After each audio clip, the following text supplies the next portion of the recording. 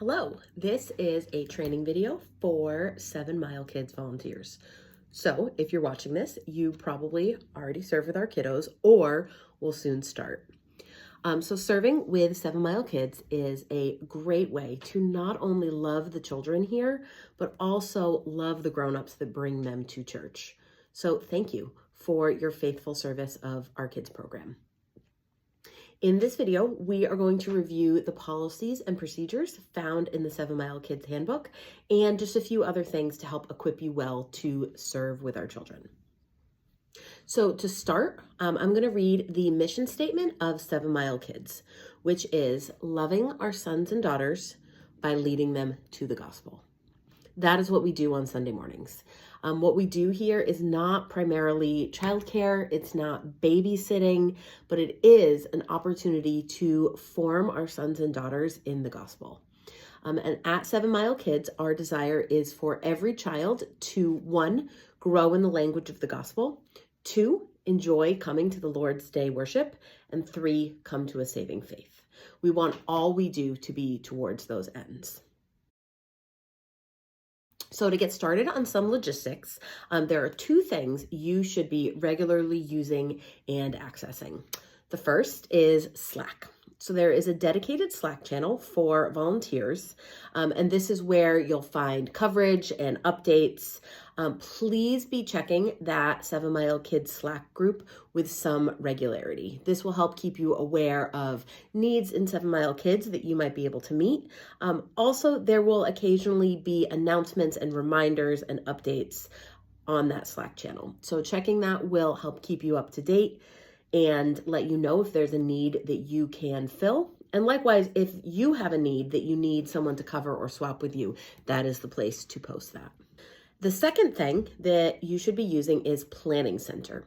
Planning Center is the program that we use to coordinate all of our volunteers across the board for Sundays. So at least once a quarter, I will ask you to put in your blockout dates.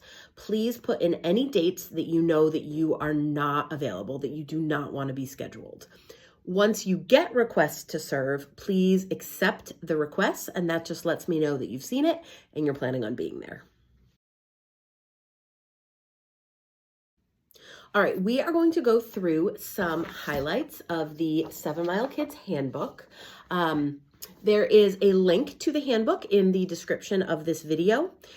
In this video, we're just going to hit some of the highlights. We're not going to read every word of it, but you should read the whole thing cover to cover at some point to better understand your role in 7 Mile Kids and to better equip you to do the work. But for now, we're just going to hit the big points. So first, we're going to talk about on the page with the note to parents, we do not receive sick kids. So if you are in a classroom in 7 Mile Kids and there's a child who's arriving who's really sick, we ask that kids are free from all symptoms for 24 hours before they are put in 7 Mile Kids. It's also noted that kids are only supervised during 7 Mile Road Kids times. So any other time before service, between services, after services, the parent or grown-up that brought them to church are responsible for those children, not the 7 Mile Kids volunteers. And then also there's just a note about special needs or considerations. So if there's any child that has any particular needs, we seek to work with families and parents to meet those needs as best we can. Additionally, there's a note about children in our gatherings. There's kind of a spectrum among modern churches. Some tend towards having no kids program at all, and kids are incorporated into every part of the larger church service. Other churches tend towards having a completely separate kids program where from beginning to end, kids have their own space and their own program. We land somewhere in the middle, and we seek to include kids in the Sunday gathering as much as we can. We do want our kids to learn to love gathered worship, love the preaching of the word, and to love our gospel-centered liturgy and singing together. So to that end, kids are dismissed from the service after the kids' sermon, and then the oldest kids come back for the ending elements of our service. We also have family services at regular intervals. Anytime there is a fifth Sunday in a month, which comes out to about 4 times a year, we have a family Sunday, and 7 Mile Kids is not open at all. This helps give a break for our volunteers, and it also starts to allow even our youngest children to be a part of the worship gathering. So from an early age, they will be able to see people listening to a sermon, singing together, taking communion, and all elements of our Sunday worship gathering. So like I said, these family Sundays will happen whenever there is a fifth Sunday in a month. So we operate with a 2-volunteer rule. Each room must have minimally 2 volunteers, one who is at least 18 years old and the other who is at least 14 years old. And at no time should any volunteer be alone with their classroom or with the children. Next, we will briefly talk about mandated reporting. As a volunteer in 7 Mile Kids, you are a mandated reporter. If you suspect any abuse or neglect, you are mandated to report it. The full procedure for reporting is laid out in the handbook, but it starts with a verbal report to a pastor or a staff member. As parents check in their children, there are some brightly colored stickers at the check-in station to put on their name tags if their child has any food allergies. If someone arrives in your class with one of those allergy stickers, please do not give them a snack or check in with the parent or the point person to confirm what their allergy is. But in general, we ask parents to provide their child with their own snack if there are any allergy concerns. However, in our youngest room, the climbers room, which is for 1 to 3-year-olds, there is no food at all in that classroom. We are not serving snack at this time. Also, if you are serving in that room, please wash your hands upon entering the room and have all the children wash their hands or wipe their hands as well. We do have a supply of kid-safe hand wipes, and then there's a bathroom right in that room, so they can wash their hands at the sink or wipe their hands with a hand wipe as soon as they come in. This is just to mitigate the spread of potentially serious allergens for children who are too young to be aware of their own safety and who often put things in their mouth. So if you're not sure or have some questions about our allergy policy, feel free to just ask the point person on a Sunday. And related to that, we also have a tasted toys bin. If a child does put something in their mouth or it otherwise gets gross, put it in the tasted toys bin so no other kids share those germs, and that can be cleaned after class. Up next, we're going to talk about our discipline policy. So we do have a discipline policy for when or if a child is having trouble participating in class, if they're being disruptive, or if they're kind of persistently not paying attention. So that procedure is, first, you would address the behavior with the child once or maybe twice, depending on how that redirection is going. And you would try to redirect without any shame or embarrassment to the child. You'd also give them a reminder to follow the class rules. If the issue still persists, you would text the point person who would come down and be able to assist in that room. And then if the issue still persists, the point person will contact the parents, and that child will be invited to stay with their parents for the remainder of the class time. So to go along with that, we do have some classroom rules that should be reviewed at the beginning of every class time. They are posted on the walls and kind of throughout the basement areas, and they should be reviewed before every class time. So our rules are be positive, be respectful, be responsible, and be obedient. And then there's a little more information about what each of those look like in terms of our 7 Mile Kids classes.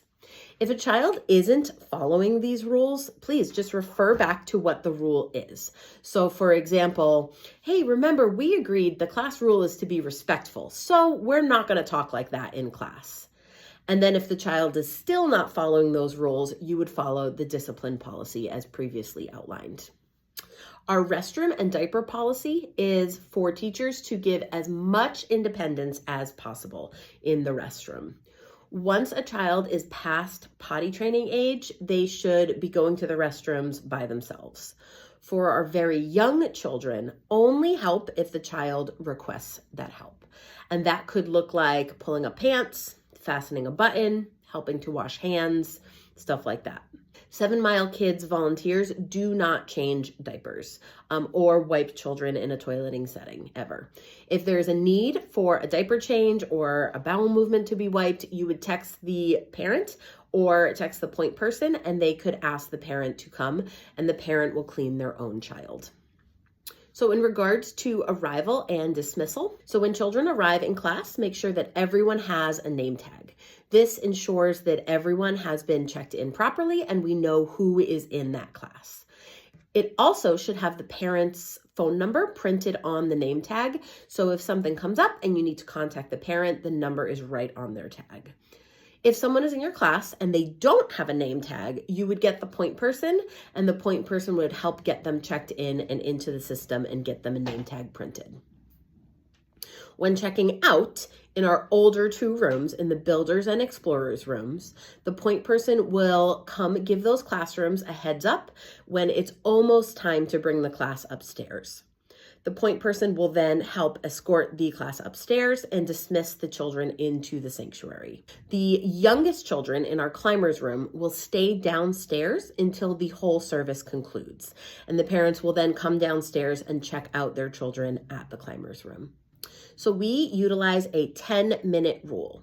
When children are having a hard time, please try your best to redirect them for about 10 minutes. In the younger room, this typically looks like crying, requesting their parent. And if after 10 minutes of trying to console them and redirect them, they're still very upset, you can text the parent to come attend to their child. Sometimes our parents of our youngest kids prefer to stay in the room with their 1-year-old as they're getting adjusted to the class, but the goal should be for adults to eventually be able to return to the service. Parents who do stay in class and who are not certified to serve in 7 Mile Kids should only attend to their own child. Likewise, the 10-minute rule applies to older children in 7 Mile Kids as well. If a child is repeatedly being disruptive, not able to participate in class due to some behavior difficulties, along with the discipline policy we just talked about, if they're not able to constructively join the class for about 10 minutes, the parent would then be asked to come for their child. So we have no mid-year move-ups in 7 Mile Kids. Once a year, on a Sunday in September, kids will start in their new classroom, and just like a school year, whichever room they're in September is the room that they're in for the entirety of the church year, kind of regardless of when their birthday falls. So the only exception to that rule is children who turn 1 can start in 7 Mile Kids as soon as their first birthday. We have both incident and injury reports if you should need to use them. Those are kept in a black box that's near the fridge in the basement, but the point person knows where those are and would help you fill those out if you think you might need to report an incident or an injury. So up next, we're going to spend a little time talking about curriculum. So first, let's talk about what we use in our youngest room, and then we'll get into the curriculum for our pre-K and older kids. So for kids age 1 to 3 in our climbers room, we don't really have a true curriculum per se. Many of these kids are just learning how to be apart from their parents for the first time, and they're not really able to sit and listen to an extended group lesson yet. So in place of a lesson, we're doing 2 main things to help introduce them to the language of the gospel. So we have a number of music CDs and some theology cards. We have a selection of age-appropriate music CDs in that room, so play some music with the kids. Dance along, sing along, get them to start hearing the language of the gospel through music. We also have 3 sets of cards from a company called Tiny Theologians, and they look like this. So we have the ABCs of God's attributes, we have the ABCs of theology, and the ABCs of the names of God. Each week there will be a letter of the day, so you choose 1 card from each deck that corresponds to that letter. And depending on how many children there are and how old they are, you might get through 3 cards, you might only get through 1, and that's okay. So for example, if the letter of the day is R, You would show the kids, hey, do you know what letter this is? This is R. R is for righteous. And then on the back of each card, there is just a few sentences about what the word of the day means and a little more about how it relates to God, along with a Bible verse on it. So as much as you can, you'd want to read that with your kids, maybe have them repeat the word righteous, get them to start to be familiar with the language of the gospel. In the Builders and Explorers classroom, we use the Gospel Story Bible, which looks like this. This curriculum includes this story Bible itself, along with a curriculum of 156 lessons that we use on a 3-year cycle. The lessons are kept in a binder in the classroom, and they're also emailed to you the Monday prior to when you're serving. The lessons do a lot of the work for you, so you do not have to be an expert teacher. The lessons will lay out the main idea. They will give you some discussion questions to ask with your class, and they provide a variety of object lessons to do in class. The lessons, as they are written, are set up for a 75 to 90 minute class time. You don't have that long. So you will need to discern which parts of the lesson you will do and which ones you will skip. You will not have time to do the entire lesson as written. You will have time to read the story, get the big idea across, and maybe do one object lesson along with a coloring page. So think of the lesson as a treasure chest and not a roadmap. You can mine in it and use what's valuable to you and skip the rest. You do not need to follow the lesson plan word for word. Use what is helpful and skip what is not. So to prepare well, please pray for your class time and for the kids. And then read the lesson beforehand, read the scripture that it's based on, and decide which parts of the lesson you will do with the kids and which parts you will skip. And then you might need to bring any supplies that you would need that are not already in the classroom. And I just want to give a reminder that you are not obligated to read word for word the story as it is written in the Gospel Story Bible. You can feel freedom to paraphrase the story, to tell it in your own words, to read it right from scripture, or to read it from another resource such as a picture book, the Jesus Storybook Bible, or something else. If the lesson you're teaching is available in another format, you do have freedom to supplement with that. It's also a great option to read right from scripture, especially with our oldest class. They're starting to learn how to find things in the Bible and read scripture for themselves.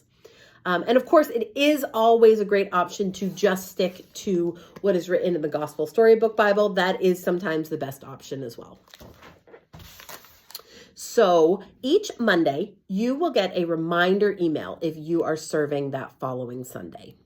That reminder will contain a few things. So it will contain a list of everyone serving. It will have a link to the lesson, and it will have a suggested list of supplies. So these are just suggestions. There are usually 2 to 3 object lessons. And like we said, you will not have time for most of those. You might have time for just one. So please read the lesson ahead of time. Plan to skip some parts of the lesson that maybe have unreasonable prep or unreasonable materials, and decide which parts, if any, of the lesson you will use. It may also be helpful to communicate with your teaching partner beforehand if needed. So this email will let you know who will be with you in class and what your point person is. So thank you for watching. If you have any questions about anything in this video or anything in the handbook, please feel free to reach out to me or one of our point people. Thank you for watching this, and thank you for serving in 7 Mile Kids. Please take the quiz that is linked below, and please read the 7 Mile Handbook, which is also linked below. So again, thank you for your willingness to serve and love our children, to bring them the good news of Jesus, and to love the adults that bring them to church by serving with 7 Mile Kids.